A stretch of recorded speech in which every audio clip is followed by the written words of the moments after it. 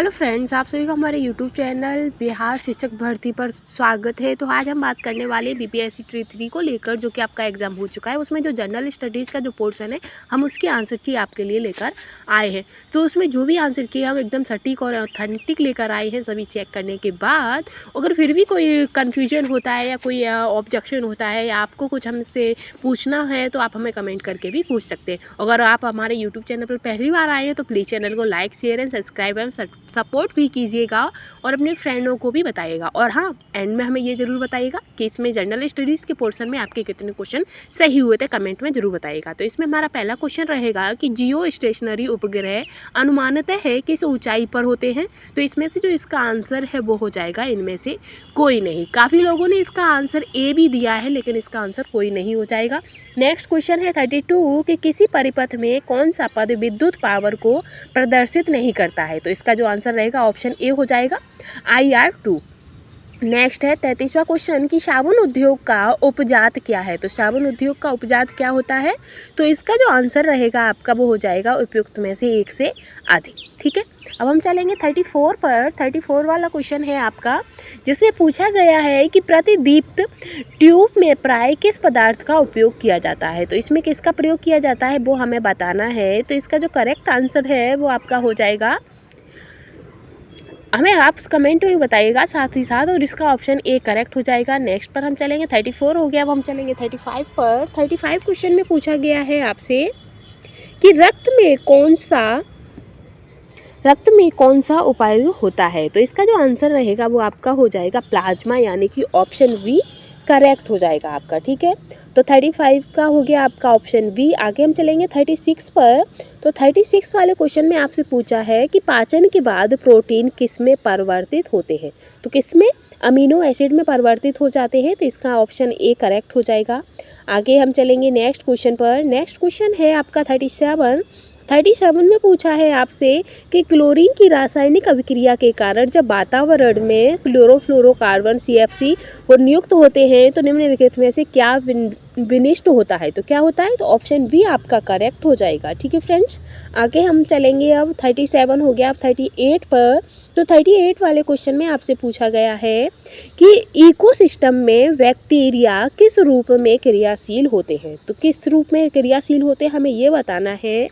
तो इसमें जो आपका ऑप्शन बी करेक्ट हो जाएगा, अपघटक। ठीक है, अपघटक में हो जाते हैं वो क्रियाशील। आगे चलेंगे हम नेक्स्ट क्वेश्चन पर। नेक्स्ट क्वेश्चन है आपका 37 के बाद आएगा आपका 38 भी हो गया। 39 कि हाल ही में ताइवान के साथ, तो ये जो क्वेश्चन है इसमें जो, तो ये किसने कहा कि आग से ना खेलने की चेतावनी दी है। तो ये ऑप्शन इसका ए करेक्ट हो जाएगा, चीन।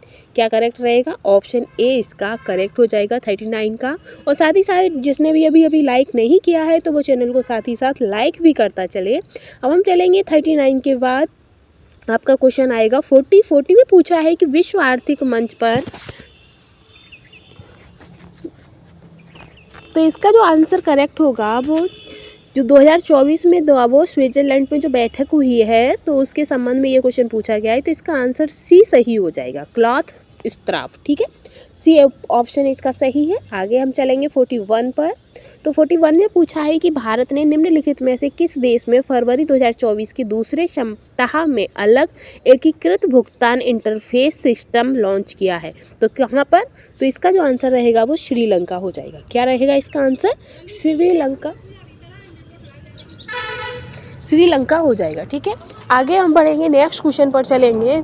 42 है क्वेश्चन कि भारत के निम्नलिखित में से किस राज्य ने 6 फरवरी 2024 को राज्य विधानसभा में समान नागरिक संहिता लागू किया था। तो इसका जो आंसर रहेगा वो ऑप्शन, क्योंकि इसका आंसर है यूके, तो इसमें जो है नहीं है, इसकी वजह से इसका आंसर हो जाएगा ऑप्शन डी। ठीक है, अब आगे हम चलेंगे नेक्स्ट क्वेश्चन पर। 43 है कि CAR-T सेल, तो ये जिसे हाल ही में भारत के दावा नियामक द्वारा अनुमोदित किया गया है कि रोगी की प्रतिरक्षा प्रणाली को आनुवांशिक रूप से प्रोग्राम करके किस बीमारी से लड़ने के लिए एक अग्रणी उपचार है। तो ये इसका आंसर कैंसर हो जाएगा 43 का। ठीक है फ्रेंड्स, आगे हम बढ़ेंगे 43 के बाद। 43 हो गया। अब हम 44 पर चलेंगे। 44 क्वेश्चन है कि उस ब्रिटिश गिटार वादक का नाम बताइए जिसने जाकिर हुसैन और 3 अन्य भारतीयों के साथ दिस मोमेंट पर सर्वाधिक वैश्विक संगीत एल्बम के लिए 2024 ग्रैमी पुरस्कार जीता है। तो वो कौन है ये हमें बताना है। तो इसका जो आंसर करेक्ट रहेगा वो आपका हो जाएगा ऑप्शन सी, इसका करेक्ट हो जाएगा। ठीक है, 44 का ऑप्शन सी करेक्ट है। आगे हम चलेंगे नेक्स्ट क्वेश्चन पर, 43 पर नहीं 44 45 हो गया, तो हम चलेंगे 46 पर कि उड़ीसा में गुप्तेश्वर शिव मंदिर से सटा प्रसिद्ध गुप्तेश्वर वन, जिसे हाल ही में चौथा जैव विविधता विरासत स्थल के रूप में माना गया है, किस जिले में है। तो ये हो जाएगा आपका कोरापुट।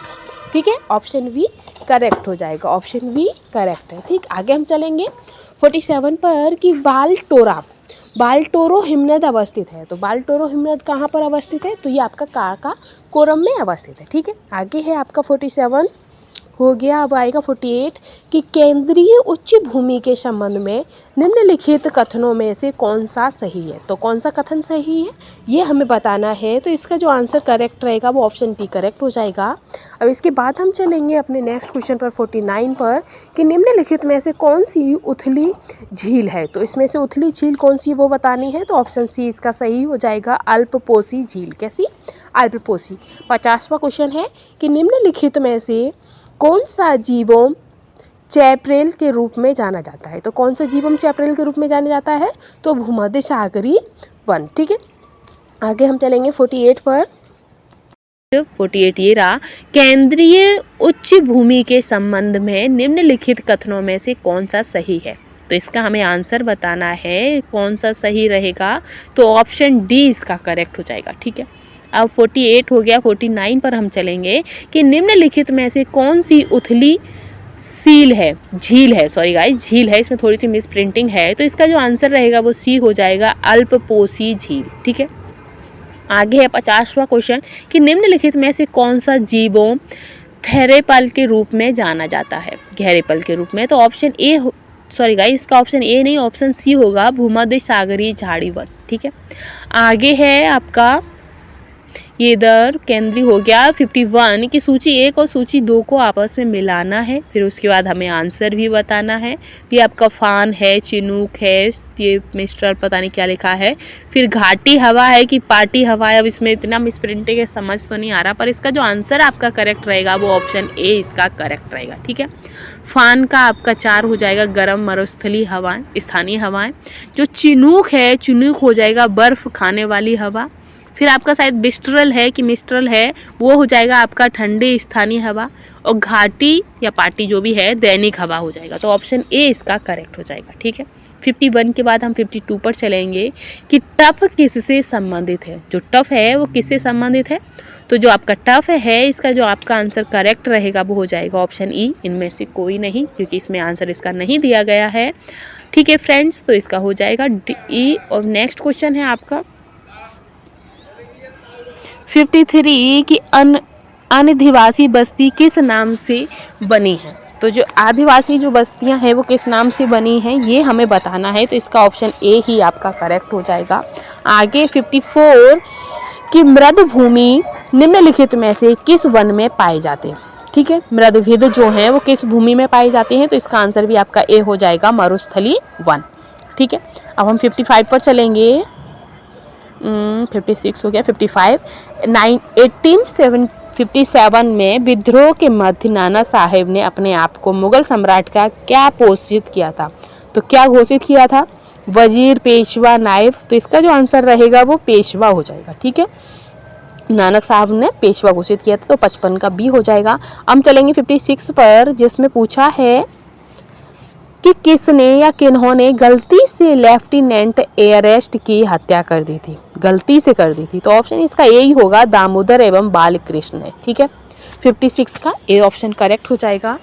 आगे हम चलेंगे 56 के बाद हो जाएगा आपका 57 कि किस मुस्लिम स्वतंत्रता सेनानी को भाईचारा एवं एकता दर्शाने हेतु गोल्ड टेम्पल की चाबियां सौंपी गई थी। तो किसे सौंपी गई थी। तो इसका जो करेक्ट आंसर रहेगा वो बदरुद्दीन तैयबजी हो जाएगा, यानी कि option C correct, sorry guys option B correct हो जाएगा। ठीक है, नेक्स्ट है आपका 58 कि 21 अक्टूबर 1943 को किस स्थान पर एस.सी. बोस ने स्वतंत्र भारत की अंतिम सरकार का गठन किया था? तो किस जगह किया था? तो इसका जो आंसर करेक्ट हो जाएगा आपका 58 का, वो हो जाएगा सिंगापुर। ठीक है, सिंगापुर हो जाएगा। अब आगे हम चलेंगे 59 पर कि 1930 में बिहार क्षेत्र की राजस्व मामूली में धरना के कारण कितनी कमी हुई थी? पर धरना प्रदर्शन में कितनी कमी हुई थी तो वो हमें बताना है। तो इसका जो आपका आंसर रहेगा वो हो जाएगा 20 लाख, 30 लाख, 10 लाख।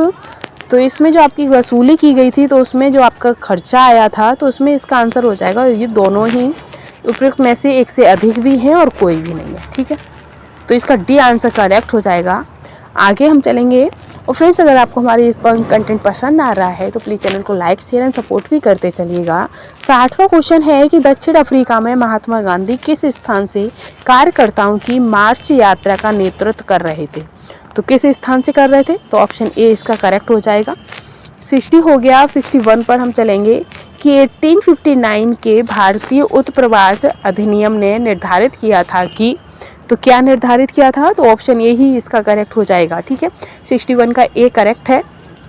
बागान श्रमिकों को बिना अनुमति के चाय बागान बनाने का वो जो था वो दिया गया था। ठीक है, अब 61 हो गया। अब 62 पर हम चलेंगे कि देहरादून में इंपीरियल फॉरेस्ट रिसर्च इंस्टीट्यूट की स्थापना किस वर्ष की गई थी? तो ये इंस्टीट्यूट की जो स्थापना थी वो कब की गई थी? तो 1906 में। ठीक है, 1906 में की गई थी।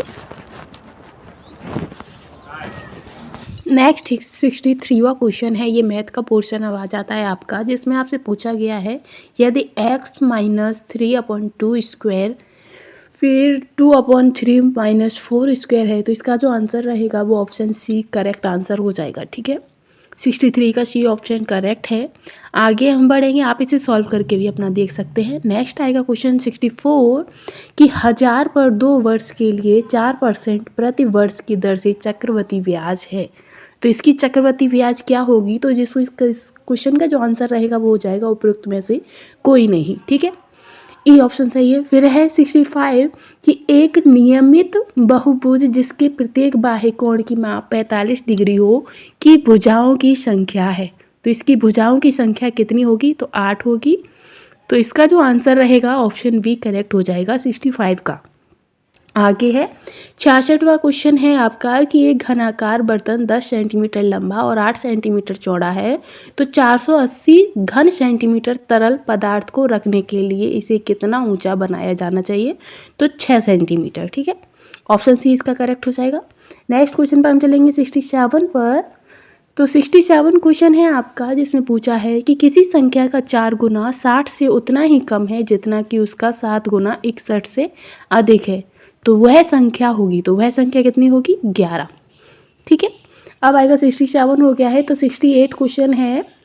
68 क्वेश्चन में आपसे पूछा है कि एक आयत की चौड़ाई उसकी लंबाई की 3/4 है, यदि आयत की परिधि 536 है तो सेंटीमीटर है तो आयत की विमाएँ हैं, तो इसका जो आंसर रहेगा वो हो जाएगा ऑप्शन ई इनमें से कोई नहीं। ठीक है, अब नेक्स्ट क्वेश्चन है आपका 69 कि एक बैग में 187 रुपये हैं जिसमें आपके 1 रुपये 50 पैसे और 10 पैसे के सिक्के हैं और 3:4:5 में ये हैं। बैग में प्रत्येक प्रकार के सिक्कों की संख्या कितनी होगी ये हमें बताना है। तो इसका जो आपका करेक्ट आंसर रहेगा वो हो जाएगा ऑप्शन सी 102, 136, 170। ठीक है, नेक्स्ट है 70वां क्वेश्चन, यदि वृत्त की त्रिज्या 40% बढ़ा दी गई हो तो उसका क्षेत्रफल बढ़ जाएगा, तो उसका क्षेत्रफल कितना बढ़ जाएगा ये हमें बताना है। तो इसका जो आपका करेक्ट आंसर रहेगा वो ऑप्शन सी हो जाएगा, यानी कि 96% उसका क्षेत्रफल बढ़ जाएगा। ठीक है, 70 का क्वेश्चन हो गया ये। अब आगे हम बढ़ेंगे 70 के बाद। तो ये हमारा कंप्लीट होता है। साथ ही अगर आपको ये हमारा जीएस का पोर्शन का कंटेंट पसंद आता है तो प्लीज़ चैनल को लाइक, शेयर एंड सब्सक्राइब करना ना भूलें। Thanks for watching.